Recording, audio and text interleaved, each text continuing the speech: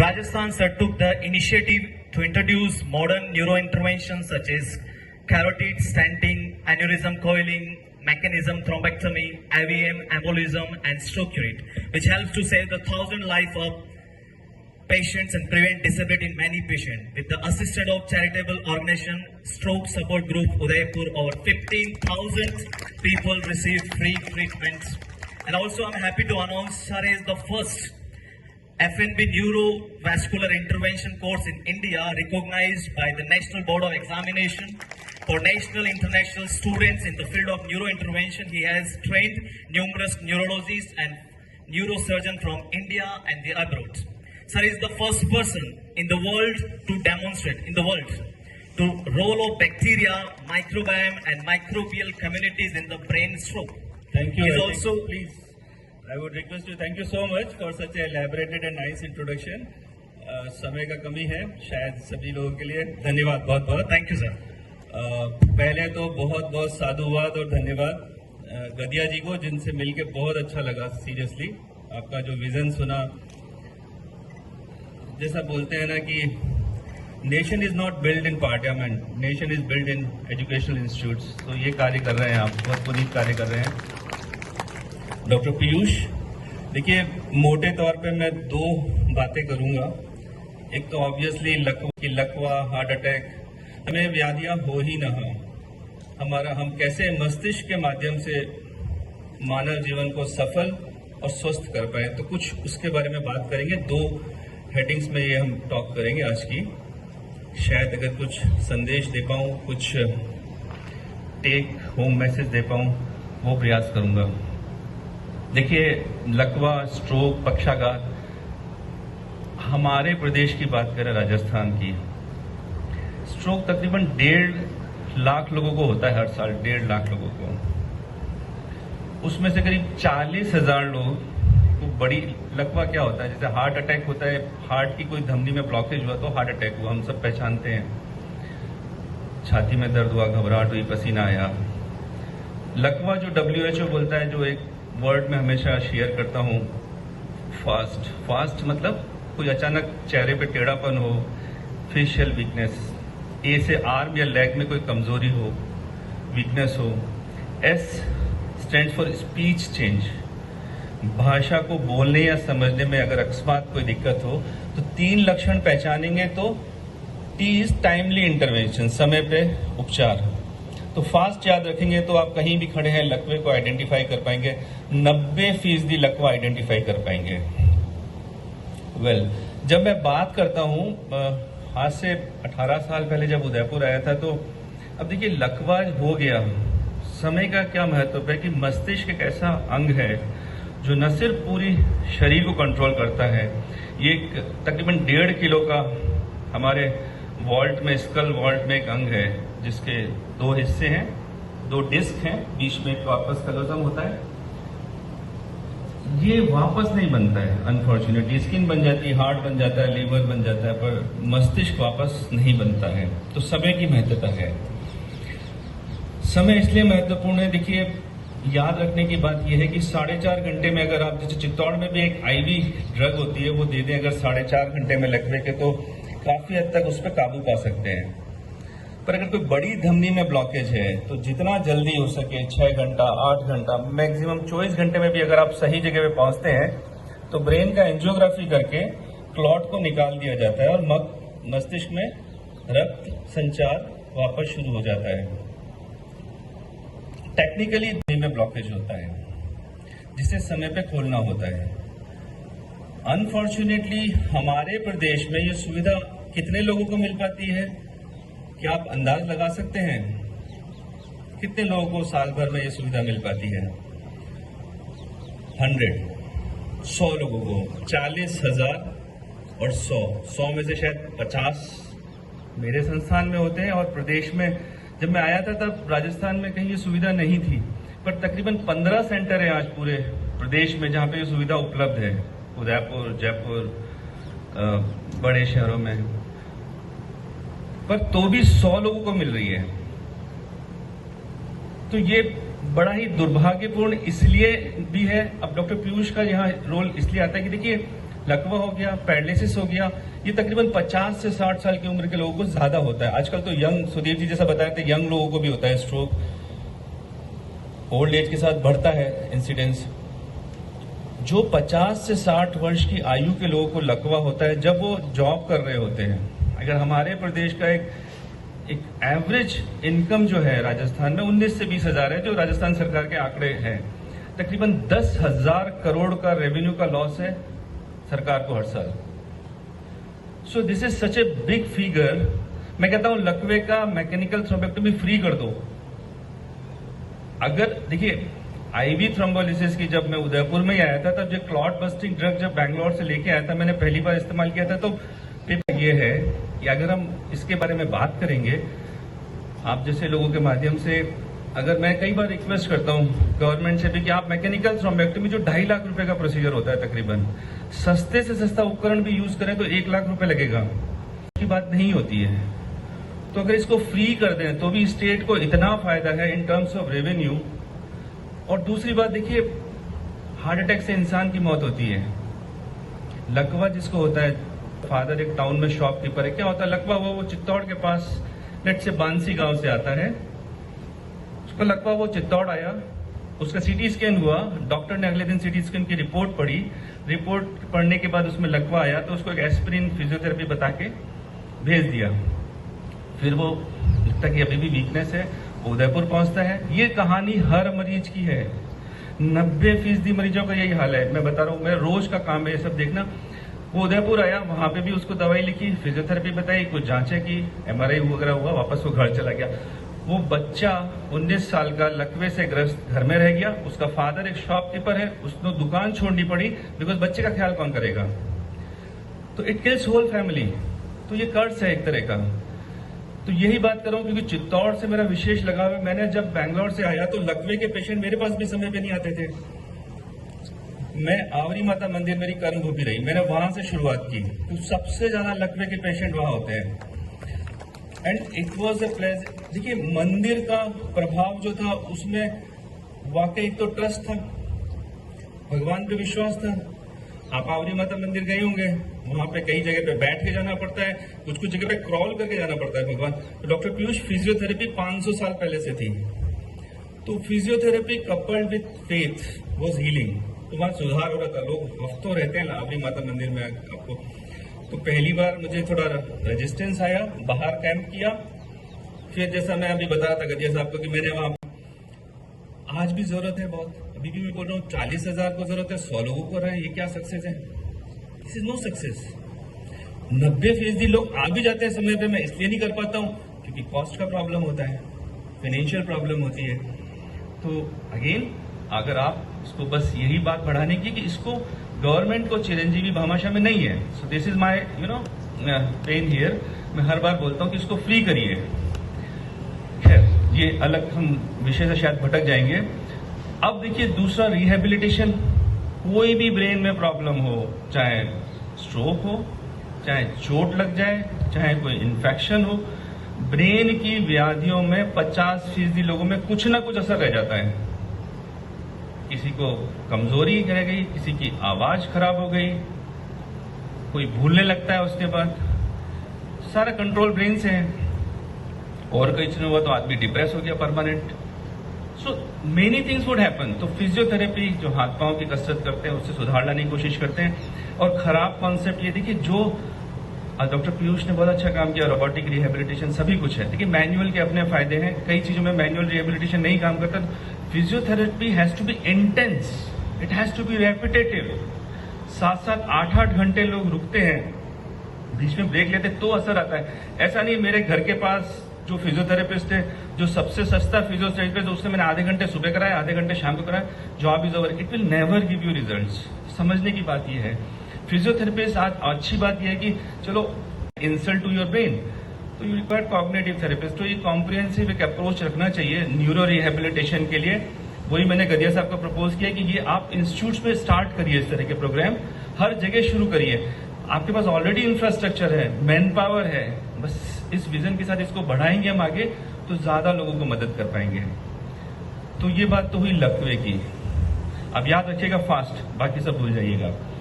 ठीक है, फास्ट मैं नहीं कह रहा हूं, WHO प्रोपोगेट करता है। और 4.5 घंटे चित्तौड़ हॉस्पिटल, 4.5 घंटे फ्री IV TPA।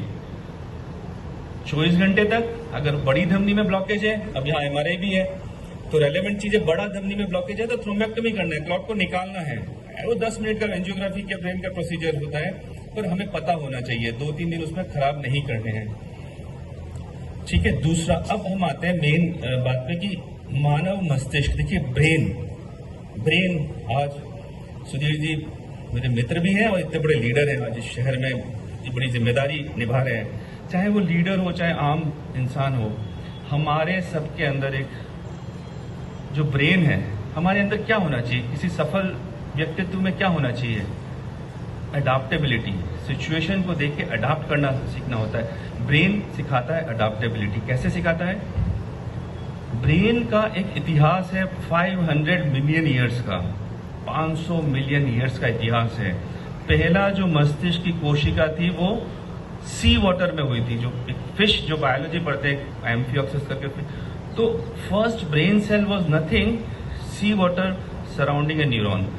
तो मेरे कहने का तात्पर्य यह है कि जब ब्रेन का इवोल्यूशन हुआ, एक फिश से amphibian, reptile brain, then human brain, तो वो हिस्से आज भी हमारे ब्रेन में मौजूद हैं। देखिए एक रेप्टाइल ब्रेन होता है, जैसे जो प्रिमिटिव ब्रेन है, ठीक है ना, रेप्टाइल ब्रेन होता है, टेरिटोरियल ब्रेन होता है। ये टेरिटोरियल, अगर आप स्नेक की टेरिटरी में जाएंगे, ही विल बाइट यू। उसका ब्रेन का काम ही वही है। किसी कंपनी के CEO का कई बार इसी में intelligence, emotions, empathy, abstract thinking, ये सारी चीजें होती हैं। देखिए किसी भी व्यक्ति को IQ के द्वारा आंका जाता है हमारे समाज में, इंटेलिजेंस क्वोशिएंट, IQ, जो मेजरेबल स्केल है। आप में से ज्यादातर लोग यहाँ पे एवरेज टू हाई IQ के लोग हैं। यहाँ पे आप IQ मेजर कर सकते हैं हम। दूसरा होता है इमोशनल क्वोशिएंट, EQ। अगर आप साधारण भाषा में मुझे पूछें कि EQ क्या होता है, इमोशनल क्वोशिएंट भी मेजरेबल स्केल है, बट EQ का सिंपल सा अर्थ ये है कि आप अपने आप से कितना खुश हैं, समाज से कितना खुश हैं, अपने आसपास के लोगों से कितना खुश हैं। तो EQ को डेवलप करना पड़ता है। कुछ लोगों में होता है, इसको डेवलप करना पड़ता है। IQ जो मोर और लेस फिक्स होता है, आप एक मोरोन को जीनियस नहीं बना सकते। EQ को मॉड्यूलेट कर सकते हैं, बनाया जा सकता है मस्तिष्क को मॉड्यूलेट करके। ब्रेन को कैसे मॉड्यूलेट करें कि अपना EQ इंप्रूव हो, because EQ is very important. तीसरा, तो अब EQ जो होता है वो हमारे राइट ब्रेन से गवर्न होता है मोस्टली। IQ जो होता है वो लेफ्ट ब्रेन से गवर्न होता है, which is genetic and more fixed in nature. तो IQ के साथ आप ज्यादा कुछ नहीं कर सकते, EQ को मॉड्यूलेट कर सकते हैं, बढ़ा सकते हैं। तीसरा, जो हाईएस्ट फॉर्म ऑफ इंटेलिजेंस है, that is your spiritual quotient, SQ। जब राइट और लेफ्ट ब्रेन दोनों साथ में मिलकर काम करते हैं, जब एक होलिस्टिक अप्रोच बनता है, तो स्पिरिचुअल क्वोशिएंट डेवलप होता है। और SQ स्पिरिचुअल क्वोशिएंट डेवलप होता है तो आप खुश होते हैं, you are happy within. Once you are happy within, you are happy with your colleagues and friends. आप अपने घर में छोटी छोटी बातें होती है उसको इग्नोर करना सीख जाते हो। वही बात कई बार आपको बहुत स्ट्रेस दे सकती है। जो सबसे बड़ी बीमारी है स्ट्रेस, आज सब बोलते हैं सबको स्ट्रेस है। छोटे बच्चे को, 8th क्लास के बच्चे को भी मुझे बहुत एंग्जाइटी हो रही है। बोर्ड के एग्जाम से पहले एंग्जाइटी, बोर्ड तो आपने भी दिया होंगे, कितनी एंग्जाइटी होती है बच्चों को आजकल, बिकॉज वो एक अलग चीज है। रेजिलियंस धीरे धीरे हम कम करते जा रहे हैं अपने बच्चों की। खैर, स्पिरिचुअल क्वोशिएंट से आप खुद खुश होते हैं, छोटी छोटी चीजों को इग्नोर करना सीखते हैं, and your work place become a place of Joy for you. And this is again through brain modulation. वही मैं बताऊंगा आपको कैसे करते हैं, वो कैसे कर सकते हो आप उस चीज को। देखिए 90% बीमारियां साइकोसोमेटिक होती हैं, 90%। आप अपने मस्तिष्क का पूरे जीवन में 10% इस्तेमाल करते हैं, 10%। What you are today is because of 10% uses of your own brain. आज की तारीख में मैं पूछूं आपकी XYZ जो भी सैलरी है, क्या एक 10% अपनी सैलरी से अपना घर चला सकते हैं आप? मुश्किल होगा। 10% ब्रेन से पूरा जीवन चला रहे हैं, लेकिन हम तो हमारे पास वो टूल्स हैं, टेक्नोलॉजीज हैं हमारे पास। मैं आज एज ए एलोपैथिक डॉक्टर नहीं बोल रहा हूँ, हमारे पास मतलब हमारी एंशियंट मेडिसिन से वो चीजें हैं जिससे हम अपना एसक्यू बढ़ा सकते हैं। Neurotheology which is very close to me, neurotheology, आपने शायद ये टर्म सुना है कि नहीं सुना है। This is spiritual aspect of brain. आध्यात्म स्पिरिचुअलिज्म का जो वेस्टर्न लिटरेचर अगर आप देखें, आप ऑक्सफोर्ड डिक्शनरी में देखें तो स्पिरिचुअलिज्म का मतलब होता है देयर आर सर्टेन आध्यात्म है। हमारे आध्यात्म का मूल है यहाँ पे, जैसे मैंने बोला, स्वयं खुश हो, पीसफुल हो, संतुष्ट हो। अब ये कैसे किया जाए? न्यूरोथियोलॉजी, अब मैं एक न्यूरोलॉजिस्ट हूं, मैं ब्रेन के साथ डील करता हूं रोज। मैं कैसे चेक करूं, मैं कैसे इसको इंटरवीन करूं? देखिए, हमारे पास कुछ स्केल्स हैं, सिंपल एक साइकोमेट्रिक एनालिसिस करते हैं हम, उसमें टेस्टिंग करते हैं कि इसका इतना आईक्यू है, इतना ईक्यू है, इतना एसक्यू है। तो वो मेजरेबल स्केल्स हैं सारे, कोई बड़ी बात नहीं है। दूसरा, हमारी बॉडी में हैप्पी हार्मोन्स का नाम सुना होगा आपने, सेरोटोनिन, डोपामीन। सेरोटोनिन, डोपामीन हमारे जब मस्तिष्क में अच्छी मात्रा में होते तो we feel happy, we feel good. कम होते तो डिप्रेशन हो जाता है। सारी जितनी भी दवाइयां देते हैं डिप्रेशन की, वो सेरोटोनिन रीअपटेक इनहिबिटर्स होते हैं, सेरोटोनिन बढ़ा देती हैं। उसको आप ब्लड से मेजर कर लीजिए। मतलब मैं बात कर रहा हूं, आज हमने ये इंटरवेंशन किया और 12 हफ्ते बाद आपको क्या अनुभव हो रहा है? एक तो आप तो साइकोमेट्रिक एनालिसिस कर सकते हैं आपका, वो इंटरवेंशन क्या है वो मैं आपको बताऊंगा अभी। साइकोमेट्रिक एनालिसिस कर सकते हैं, हार्मोन्स को ब्लड में मेजर कर सकते हैं। तीसरा, ईईजी, ईसीजी आप जानते हैं, ईईजी ब्रेन की एक्टिविटी होती है। ब्रेन की एक्टिविटी दिखती है, रियल टाइम एक्टिविटी दिखती है। शुरू में देखिए, बाद में देखिए, अल्फा वेव अगर ज्यादा अच्छी हो रही है तो आपका ब्रेन स्पिरिचुअल ब्रेन बन रहा है। स्पिरिचुअल ब्रेन में अल्फा ज्यादा होती है। चौथा चीज, हमारे पास एमआरआई भी है आज की तारीख में। एमआरआई में रियल टाइम फंक्शनल एमआरआई में देख सकते हैं। सो बेसिकली मैं अपना खुद का एक्सपीरियंस शेयर कर रहा हूं, जो हमने किया यूनिवर्सिटी में, वो मैं बता रहा हूं आपको। हमने देखा, आप सभी ने सुना होगा योग, जो बात करते हैं योग, मेरे हिसाब से योग वो है जहां पे fluctuation in your mind ceases, then it is yog. Yog के अर्थ कई सारे हो सकते हैं। मेरे लिए जो अष्टांग योगा है, अष्टांग योगा जो 8 अंग है योग के, यम, नियम, आसन, प्रत्याहार, प्राणायाम, ध्यान, धारणा एंड समाधि, फाइनली ये जो 8 अंग हैं, ये सब कुछ समाहित है इसमें, सब कुछ समाहित है इसमें हमारी लाइफ में। देखिए, हमने एक मॉड्यूल आधे घंटे का बनाया, उसको करीब 500 लोगों का ये मॉड्यूल था। 250 लोगों को ये हमने आधे घंटे का इंटरवेंशन दिया योग का, आधे घंटे का 250 को नहीं दिया। फिर हमने चारों चीजें मैंने आपको बताई, EEG, psychometric analysis, blood test, ये हमने पहले किया, फिर बाद में किया। हमने उसमें फर्क पाया, स्पिरिचुअल क्वेश्चन बढ़ गया। अब कैसे बढ़ा वो मॉड्यूल की जहां तक बात है, ये मॉड्यूल भी अवेलेबल है, आप मेरे नाम से आप उसमें यूट्यूब पे डाल दीजिए, you will find that half an hour module also along with publications. तो मैं जो बात कर रहा हूं, मैंने सीखा सबसे पहले हार्ट अटैक, स्ट्रोक, सारी प्रॉब्लम की जड़ क्या है। एक बात हम शुरू से सीखते हैं कि कोलेस्ट्रॉल बढ़ गया, डायबिटीज अनकंट्रोल हो गई, बीपी बहुत ज्यादा हो गया, स्मोकिंग करता है, एक्सरसाइज नहीं करता है, जो सेल वैलिड है, सब सही है। अगर ये सब है तो स्ट्रोक का, हार्ट अटैक का रिस्क बढ़ जाएगा आपको।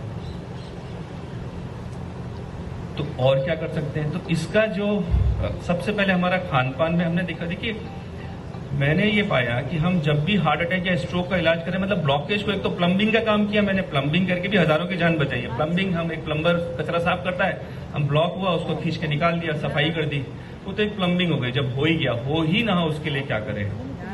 कोई आर्टरी में कोई प्लाक पड़ा हुआ है, देखिए कोई थ्रोम्बस पड़ा हुआ है आपकी ब्रेन की आर्टरी में या हार्ट की आर्टरी में, जो भी मान लें।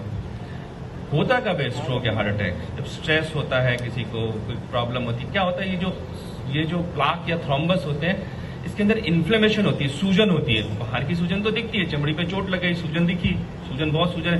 क्या करते हैं हॉस्पिटल में, आपने देखा होगा पीले रंग की पट्टी बांधी होती है, सूजन जहां होती है इंसान को, सुमेक ड्रेसिंग बोलते हैं। आपने अपने घरों में सूजन के लिए क्या लिया है बचपन में?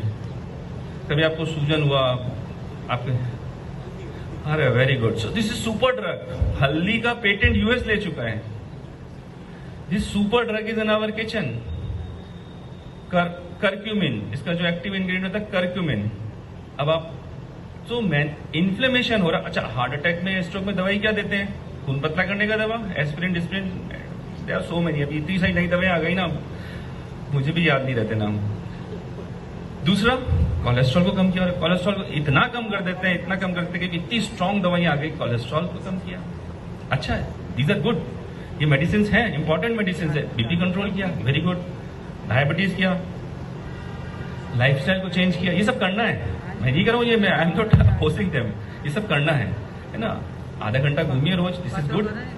मेडिटेशन करिए, फिजिकल एक्सरसाइज। हमें 3 चीजें जो बात था अष्टांग योगा में, हमारे काम की 3 चीजें हैं। आसन which is physical exercise, physical posturing और फिजिकल एक्सरसाइज। प्राणायाम, प्राणायाम यानी ब्रीदिंग एक्सरसाइज जो हमारा ऑक्सीजनेशन इंप्रूव करता है। और तीसरा मेडिटेशन। 3 चीजें हम सबके काम की हैं। अष्टांग में अगर 3 चीजें फॉलो करें तो हम सबके काम की हैं। यमा में जो बताया गया है, हल्दी का जो इस्तेमाल बताया गया, it is a secret thing in our houses. हर शादी ब्याह में अभी इन्फ्लेमेशन से तो सारे हार्ट अटैक और स्ट्रोक हो रहे हैं, और हम ट्रीट कर रहे हैं इन्फ्लेमेशन को छोड़ के बाकी सबको। सो this is a gap, this is a caveat. तो यही देखते हुए, अच्छा आज की ट्रायल में भारतवर्ष में कोई ड्रग ट्रायल करना outside major institute, AIIMS PGI को छोड़ के नहीं, पॉसिबल ही नहीं है। राजस्थान में कर ही नहीं सकते आप ड्रग ट्रायल को, मतलब लॉ आर सो स्ट्रिक्ट। तो हमें हल्दी पे ट्रायल करनी थी, तो क्या करते हैं? तो हमारे लिए बहुत आसान था, मुझे डीजीसीआई से अप्रूवल की जरूरत नहीं थी, सबके घरों में हल्दी का दूध पीते हैं। तो हमने क्या किया, क्योंकि पेशेंट्स तो काफी हमारे पास स्ट्रोक, हार्ट अटैक ये, अनफॉर्चुनेटली हमने अगेन यहां पर शुरुआत में 200 पेशेंट्स लिए जिनमें हल्दी का दूध पिलाया, 200 पेशेंट में हल्दी का दूध नहीं दिया। और मजे की बात ये थी, जिसको पास वाले को नहीं पिलाते थे वो कहता था मेरे को क्यों नहीं दे रहे हो, है ना। तो रिसर्च प्रोजेक्ट में कंसेंट लेके, कल को हल्दी के दूध से अगर किसी की डेथ हो गई तो doctor Vajpayee will be in the bar and Sudhir ji will not be able to help me. तो बड़ा इंटरेस्टिंग, पर चूंकि हल्दी का दूध था तो चल गया। हमने कैलकुलेट कर लिया 500 मिलीग्राम करक्यूमिन चाहिए, 2 चम्मच, नॉर्मली 2 चम्मच हल्दी नहीं डालोगे आप दूध में घर में, 2 चम्मच 1 गिलास नॉर्मल मिल्क, गाय भैंस का दूध, टोन्ड मिल्क नहीं, इट इज फैट थोड़ा होना चाहिए तभी वो सॉल्यूबल होगी, नहीं तो आप पानी में हल्दी डाल दोगे तो वो प्रेसिपिटेट हो जाएगी। हल्दी का दूध क्या होता है कि हम पीते हैं तो 99% निकल जाता है, एब्जॉर्ब नहीं होता है, करक्यूमिन जाता नहीं है। तो एक ये मिस, हालांकि हमारे को बचपन में थोड़ा बहुत तो जाता ही होगा, चोट सर्दी जुकाम में हल्दी का दूध पीते थे, ठीक होते ही थे। ये तो दादी का नुस्खा है, डॉक्टर वाजपेयी ने इसको लिटरेचर में लेके आया। तो मैंने 200 पेशेंट्स में ये ट्रायल किया। उसमें there is something called piperine which is काली मिर्च, 1 milligram of piperine to 500 milligram of curcumin. ये एलोपैथिक में करक्यूमिन को मेडिसिन ही नहीं मानते हैं, ये भी मैं आपको बता रहा हूँ, फार्मेकोलॉजी के कोर्सेज में नहीं पढ़ाया जाता है कहीं। तो उसको जब कंबाइन किया, to my I was also astonished and surprise to see the results. It was a very strong anti inflammatory. फिर जब आगे रिसर्च बढ़ी है, 2-3 साल से चल रहा है ये काम, जब आगे ये काम बढ़ा, देखिए, तो मैंने उसमें हमने जो दवाइयों के साथ में हल्दी के लिए, फिर जब एक बार ट्रायल आपकी पब्लिश हो जाती है तो फिर टैबलेट्स भी आ जाती है। Nowadays we have tablets also, curcumin की टैबलेट्स भी आती हैं। तो हल्दी न सिर्फ एंटी इन्फ्लेमेटरी है, जब इसको रिसर्च को और आगे किया, ये एंटी प्रोलिफरेटिव है, कैंसर को भी हेल्प करती है, एंटी ऑक्सीडेंट है, एंटी माइक्रोबियल है, फंगल और बैक्टीरियल, और इतनी सारी प्रॉपर्टीज एक हल्दी में, तो सुपर ड्रग हो गई। तो this is super drug, so we already have a super drug in our kitchen. So हल्दी का जहां तक बात किया, तो मैं ये जो आइडिया था ये वहां से आता है। हल्दी के साथ में अब और आगे ये ट्रायल चल रही है, अभी प्रिलिमिनरी रिजल्ट्स हैं। तो फिर उसके बाद मैंने देखा कि हम जो फिजिकल एक्सरसाइज वगैरह कराते हैं, इसके साथ में योग का जो मॉड्यूल था, आधे घंटे का जो मॉड्यूल है, इसको एडमिनिस्टर करना शुरू किया। एक और चीज हमारे जो अष्टांग योगा में आती है, विद्रा। विद्रा का मतलब हाइजीन। हमारे शरीर में हमसे 10⁻10 टाइम्स माइक्रोब्स होते हैं हमारे शरीर में, स्किन पे, गट में, मुंह में, है ना, हर जगह माइक्रोब्स होते हैं। सो दे रूल अस। सो ये माइक्रोब्स क्या होते हैं, ज्यादातर माइक्रोब्स हमारे साथ ही हैं, हमारे कमेंसल्स हैं, हमारे साथ रहते हैं। यही कुछ commensals when your hygiene is broken, तो ये कमेंसल, अब हार्ट अटैक और स्ट्रोक में इसका क्या रोल है, ये कैसे प्रूव करें? तो देखिए साइंस कई बार हेल्प करती है। किस तरह? जब क्लॉट होता है, जो मैं थ्रोम्बेक्टोमी की बात कर रहा था, ब्रेन की आर्टरी में जब ब्लॉकेज हुआ तो क्लॉट निकाला। क्लॉट का क्या है, एक कल्चर सुना होगा आपने, यूरिन कल्चर, ब्लड कल्चर नाम सुना होगा। कल्चर मतलब इन्फेक्शन को आइसोलेट करते हैं किसी भी गिवन सैंपल में से, पर उसमें कल्चर में नेगेटिव आते हैं कल्चर उसके थ्रोम्बस की, क्योंकि हम ये मानते हैं स्टेराइल कंपार्टमेंट है, कल्चर्स आर नेगेटिव। ब्रेन का थ्रोम्बस, ब्रेन में कहां से इन्फेक्शन था, स्ट्रोक हुआ, क्लॉट निकाला। इसी क्लॉट को जब एक मेटाजीनोमिक एनालिसिस बोलते हैं, जिसको न्यू जनरेशन सीक्वेंसिंग, होता क्या, उस क्लॉट में से डीएनए निकाल दे। फॉर्चुनेटली आई वॉज फॉर्चुनेट, ये सब जब शुरू हुआ तो मेरे को अच्छी रिसर्च लैब मिल गई, अच्छे रिसर्च स्कॉलर मिले, आईसीएमआर और डीएसटी से ग्रांट मिला, तो हमने वो बैक्टीरिया को निकालना, उसके डीएनए को एक्सट्रैक्ट करके हमने उसका न्यू जनरेशन सीक्वेंसिंग कराया। अगेन आई वॉज सरप्राइज, शुरू के 10 पेशेंट में 27 बैक्टीरिया मिले। तो मेरी इस रिसर्च को किसी ने लेने से मना कर दिया शुरू में, they did not accept. Western की ये तो स्टेराइल कंपार्टमेंट है, आपका कंटेमिनेशन होगा। खैर we kept on working on this aspect. I realise, हमने फिर जब उसका मैकेनिज्म भी प्रपोज किया, आज एक लैक्टोबैसिलस करके, जो वो अच्छा बैक्टीरिया भी होता है, और एक क्लॉट में लैक्टोबैसिलस मिला। वो लैक्टोबैसिलस मतलब उसमें लैक्टिक एसिड प्रोड्यूस होता है। यहाँ क्लॉट में जब वो होता है तो एसिडिफिकेशन हो जाता है लोकल एनवायरनमेंट में, और एसिडिफिकेशन में जो कोलेस्ट्रॉल, खराब कोलेस्ट्रॉल, जो एलडीएल कोलेस्ट्रॉल जो बोलते हैं आप, उसका फॉर्मेशन 1000 गुना बढ़ जाता है। So we could explain and give hypothesis. Finally, this paper was accepted and it was published. तो again this microbial जो concept है, ये विद्रा से आता है। तो मैं ये रिस्क फैक्टर बता रहा हूँ सारे, कि जैसे आपका खान पान अच्छा है, आपका डाइट में फ्रूट्स हैं, हरी सब्जियां हैं, एंटीऑक्सीडेंट्स हैं, तो आपको स्ट्रोक, हार्ट अटैक होने की संभावना कम है। आप हल्दी ले रहे हैं, आप पेशेंट की बात करें, आप खुद ही हल्दी, अगर रोज 1 गिलास दूध हल्दी में ले सकते हैं, हफ्ते में 5 दिन भी लेते हैं, तो आपको फायदा होगा हर बीमारी में।